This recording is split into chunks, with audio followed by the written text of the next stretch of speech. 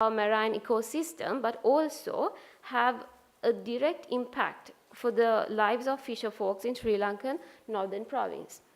Sri Lankan fishermen are often forced to stay ashore for the fear that these fishermen, these trawlers will damage their nets, which is their primary source of livelihood. There have been even reported incidents of fishermen suffering from physical injuries while attempting to save their nets.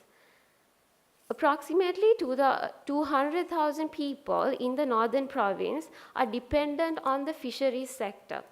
Most of them are still struggling to rebuild their lives after the war, and it is recently they have a chance to get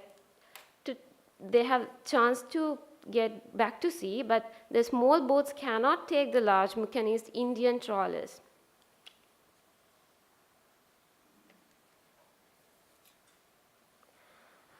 Both Sri Lanka and India have for the past few years to address this issue of poaching.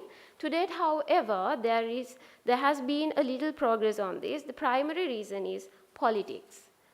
When Indian fishermen trespass into Sri Lankan waters, where there are serious concern about the significant impact this has on the livelihood of an already struggling community. On the other hand, when trespassing Tamil Nadu fishermen are being arrested, there is an outcry in India. Of course, Sri Lanka has the sovereign right to take actions against any act of trespass into territory that comes under its jurisdiction. But in this case, the poaching is temporary action, and despite that, the risk of arrest these fishermen, these fishermen are desperate for a good catch, which they do not find in their waters anymore, in Indian waters. Also, fishermen who are apprehended in several cases were released in trawling, following political negotiations. A more effective step would be to confiscate the vessels in which fishermen trespassing into Sri Lankan waters, and this should be regularly enforced. Both Sri Lanka and India must also take effective steps for the conversion of fishing with trawlers in deep sea fishing. In order to ban bottom trawling, to succeed, alternatives must be available to protect the livelihoods of fishermen presently engaged in bottom trawling. Also, interim steps are crucial to minimize the serious damage being caused by BT. Most importantly, the two states shall encounter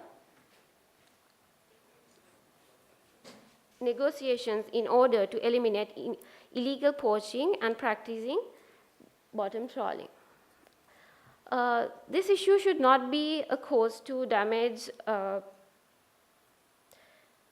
the relations between the two countries. Therefore, a very sensitive diplomatic operations should be carried out so that a settlement could be arrived, taking into consideration the UNCLOS and a legal framework or an agreement where both states will work towards banning bottom trawling.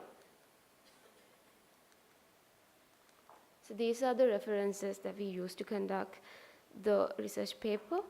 Thank you very much.